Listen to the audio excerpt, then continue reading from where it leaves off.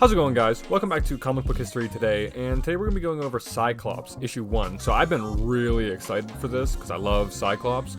And so this starts out in an Ames Skunkworks facility where Quentin Quire and Magic are seemingly being neutralized by these AIM guys, and one of them says, "Oh, stop complaining.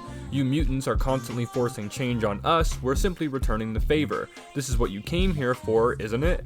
Our SR-302 prototype.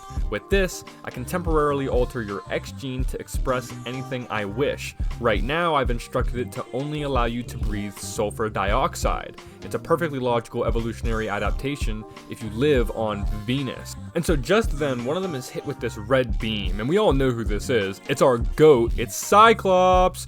And so he says, "The way I see it, the next 10 seconds are going to play out in one of two ways. In the first, you try and overwhelm me with superior firepower, and in the second, you get to walk away with your teeth." Then one of them responds, "Target the center mass, I want to study his eyes," and they open fire. So Cyclops just starts going nuts. He's tearing through these guys, jumping between them, and this is the Cyclops that we all know and love. He's a tactician, a leader, but most of all he cares about is his X-Men. And so when the stakes are high and it comes to his family, Scott Summers is not the guy to play around with. So he's grabbed by the leader of AIM, and he says, "So this is Cyclops, mutant kind's great rebel prince, They tell me your eyes can generate concussive force equivalent to that of a hydrogen bomb. Not much use if an attack comes from behind." Now you gotta love when Cyclops does this, because he usually gets put up against the ropes like this, and when he's always cracking that grin, and then he says something like what he does here, "Oh, you'd be surprised." And he shoots his optic blast, and it ricochets between the walls and hits the guy in the head, and of course Scott just aura farms it standing there, and he looks down at Quentin and Ileana and says, "I told you not to engage until the team converged on your location. Instead, you disobeyed a direct order and almost got yourselves killed."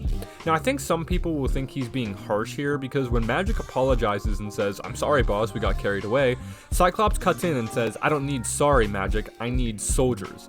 So when we see Cyclops again, he's outside catching his breath, and Beast is there, and Beast holds him accountable because he says, "Soldiers, Scott, good lord, since when?"